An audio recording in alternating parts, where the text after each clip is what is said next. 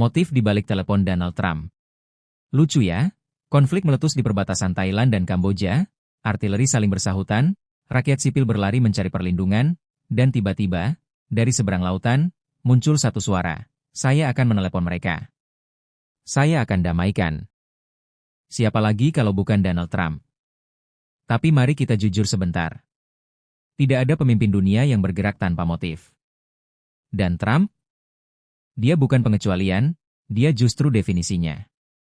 Jadi apa sebenarnya motifnya? Pertama, ini panggung emas. Konflik di Asia Tenggara ibarat panggung internasional tanpa sutradara. ASEAN sibuk menjaga prinsip non-intervensi, negara-negara lain masih menunggu. Dan Trump melihat celah itu seperti kamera yang menunggu disorot. Dia datang bukan hanya untuk meredakan konflik, tapi untuk menampilkan dirinya sebagai sang negosiator besar. Karena satu hal yang Trump ingin dunia ingat adalah ini. Krisis? Panggil saya. Saya ahli menyelesaikan drama. Kedua, ada perang pengaruh yang jauh lebih besar daripada roket dan artileri. Kamboja dekat dengan Cina. Thailand sekutu tradisional Amerika. Dan di antara tarik-menarik dua raksasa itu, terjadilah konflik. Jika Trump berhasil masuk, dia bukan hanya menghentikan perang kecil, dia merebut panggung geopolitik dari Cina. Dan bagi Trump, itu bukan diplomasi. Itu bisnis. Bisnis yang untungnya bukan dolar, tapi dominasi. Ketiga, jangan lupakan motif domestik. Setiap presiden, mantan atau sedang mencalonkan diri, butuh kisah heroik. Lihat, bahkan Asia Tenggara pun saya damaikan. Ini bukan sekadar telepon damai, ini adalah poster kampanye yang sedang dicetak dalam skala internasional. Keempat, ada motif personal, yang hanya dimiliki seseorang seperti Trump. Hasrat untuk membuktikan dirinya lebih bisa daripada siapapun.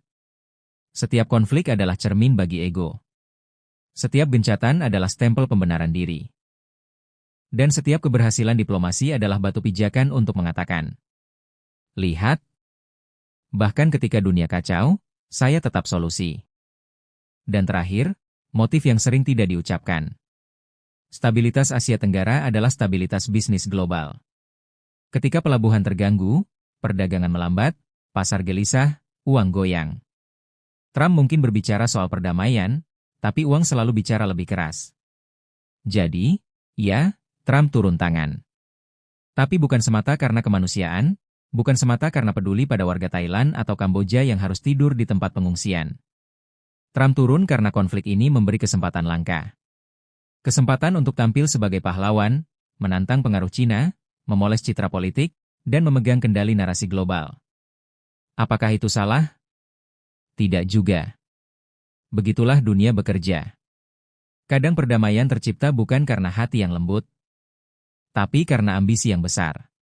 Dan jika pada akhirnya roket berhenti ditembakkan, warga sipil pulang, dan perbatasan menjadi tenang, tidak peduli apa motivasinya. Dunia tetap beruntung. Namun jangan salah. Di balik satu telepon Trump, ada 1000 kepentingan yang ikut berdering.